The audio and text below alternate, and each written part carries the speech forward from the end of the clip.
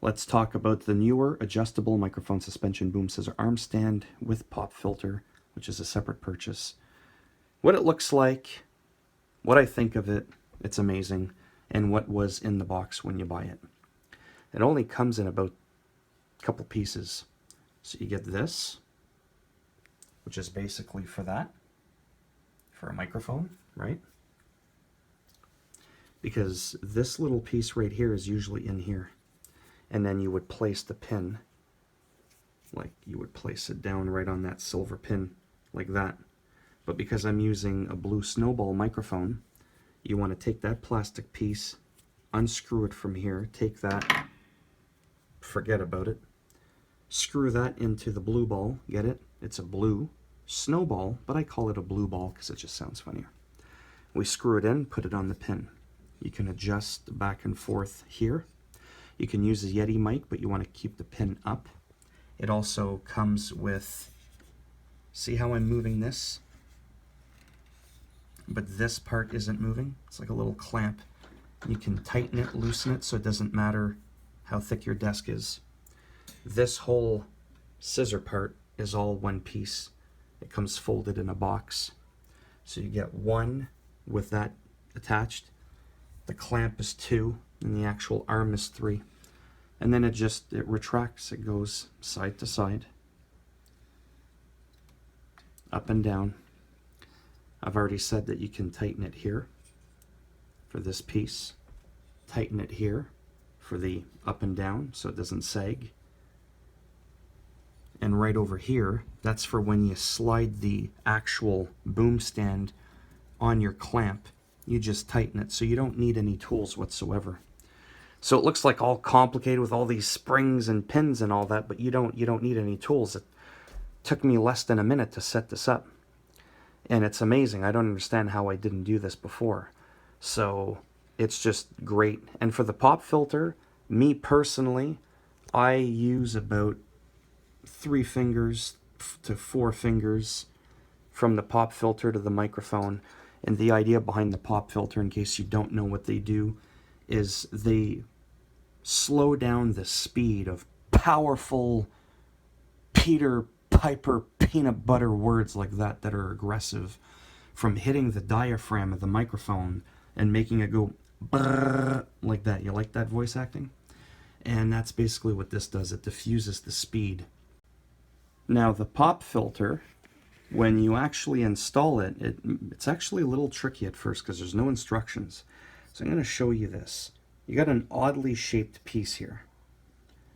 But this is flush like a square, this little pizza slice looking thing, okay? You get that flush to the side of the bar because this is a square. These are perfect squares, like a square. You get that flush.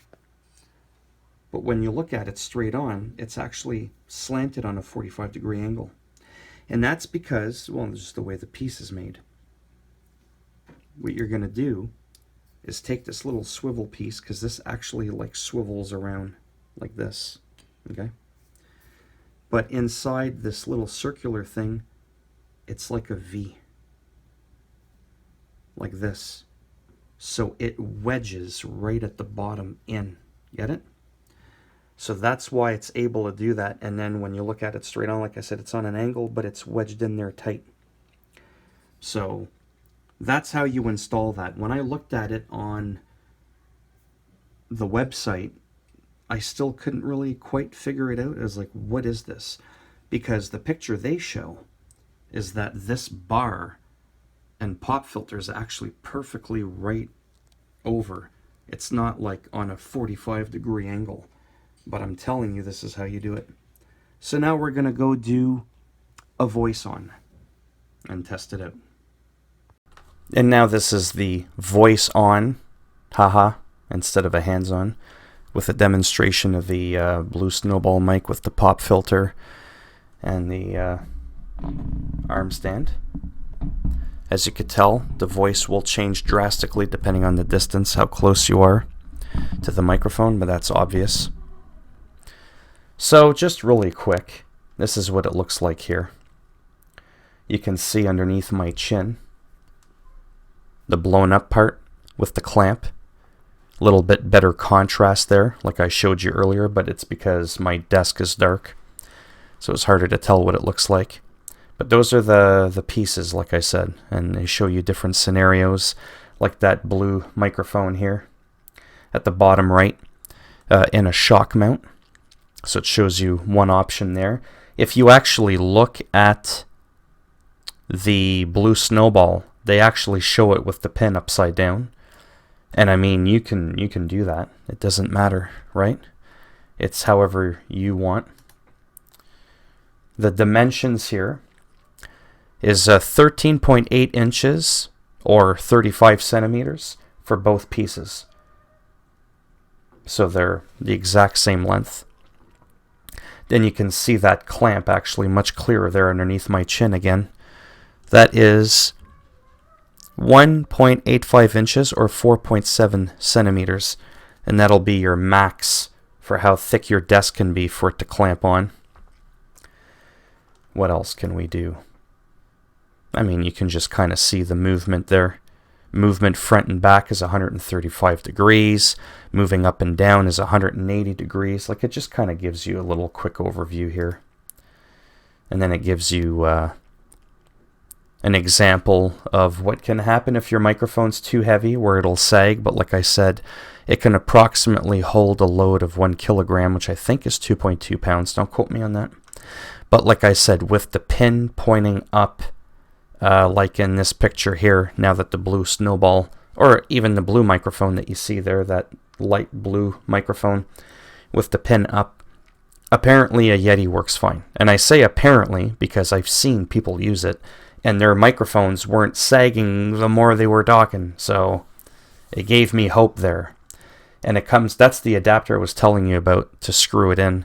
It's a 3/8 or a 5/8, right? So depending on the size of your microphone, that's that little piece there, as you can see. You unscrew it because that comes together. And that's pretty much it. So you don't need anything additional for this. So in the package, yeah, the microphone stand, the microphone clip, the packing box. I've already shown you that. And I'll leave a link in the description. I don't make any money off this, but it's just to show you. It's going to bring you to the Canadian version. But obviously, you can just Google it on your own, or Amazon.com it if you want. And that's the actual company name. It's Neewer, like Neewer. That's the actual name of the company. And this is considered an intro. Now, a lot of people will talk about the Rode PSA 1. This bad boy right here. And I think for now, at least for me, this is overkill. And I know this is Canadian dollars, but bear with me. So this is probably $100 US or 105 US. So this thing in Canadian dollars is literally 105. So with taxes, this thing's about 100 American dollars more. But it's got no spring, and it virtually does the same thing. But I'm not denying that this is probably a higher quality stand. I just personally think this is a little bit overkill. Now, my setup is also a bit unique because I got a cheap Walmart table with my keyboard and my mouse on it. So if I tap this table that you hear me tapping on, I'm actually not tapping the actual computer desk that my computer is on with my big TV and all that. Get it? In terms of, because, you know, the shock mount and everything, I'm not using a shock mount. Some things are better at absorbing sounds and vibrations. So we could do a bit of a test, actually, if you want. Here's me tapping on the actual desk that the boom stand is on. So if I was like typing on a keyboard or just tapping on the desk, I don't know how much of that vibration you can hear, or even if I accidentally tap the boom stand, just to kind of give you a little bit of an idea as to how much sound will go through. Because when I had a cheap makeup stand from the dollar store, and I had my microphone with the little tripod it came with originally, the Blue Snowball, and I had it on there, and I would tap on the keyboard, it sounded like firecrackers going off. It was unbelievably loud. I just hit my knee on my desk. I bet you didn't even hear it. I'm actually pounding on the keys on my keyboard right now.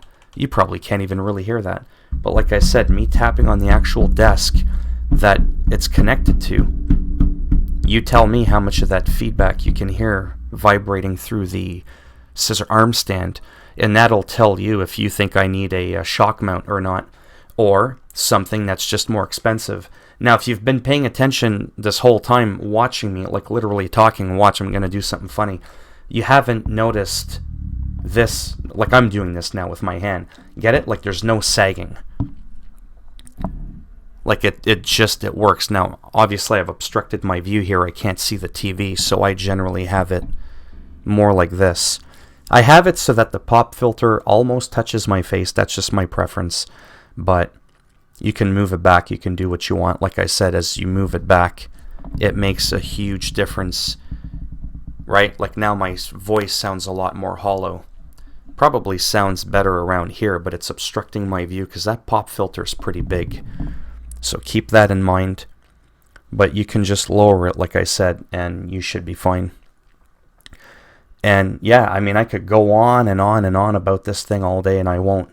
But this is a more serious alternative, the Rode PSA 1, but for an extra $100 American. It's going to sound bad because I don't want to make it sound like this is not a good piece of equipment, because that's not what I'm saying. The people that have bought this have all said, oh my God. But with the shock mount, it's also, you know, 200 Canadian dollars with taxes. To me, that's borderline ludicrous. It's just absolutely insane. But it probably does a better job in the sense of you don't need all these like little switches or knobs to turn. Or you might, I don't know, I can't see the other side of it. This is the only picture that we get. But apparently it's just a lot smoother. It's a lot better. But it's, I'm going to say it for the 10th time, it's $100 American more. It's not going to make you sound better. I'm shaking my actual desk here now. I'm tapping on the desk. And if you pay close attention to the height of this, it's not sagging.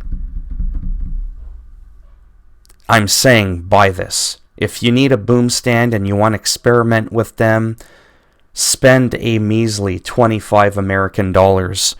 Get the stand and the pop filter, because without the pop filter, like I said, I could be talking this close, and if you think my voice sounds really like harsh, believe me, look at all my 1,000 past videos I've uploaded over the past year I've been on YouTube, and you'll see that I had to keep my microphone a lot further away. This allows you to bring the microphone closer, giving you a richer, fuller, radio-like voice without people getting annoyed with all the powerful Peter Piper peanut butter sounds that you'll make. Now, that still might have sounded harsh, but I'm also incredibly close to the microphone.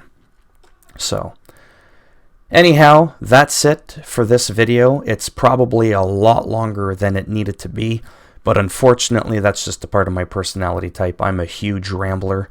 That is just what I do. Like I said, there will be a link in the description. Anyhow, if you liked the video, you know the drill. Give it a thumbs up. If you didn't like the video, go ahead, give it a thumbs down. And I'll make sure when you buy this, you set it up, and you think you're going to be having a good time, and you go to bed and you wake up in the morning, think about it for a minute. You see that thing? What do you think's going to be in there clamped really tight? Exactly. I don't even need to say it. Okay, little Junior there is going to be clean. You'll wake up and the thing's going to be there, and that knob right there that you see to tighten it actually closes that piece until you actually give it a thumbs up and you subscribe. And that's enough of that. Take care, and I'll see you all in the next video. Bye now.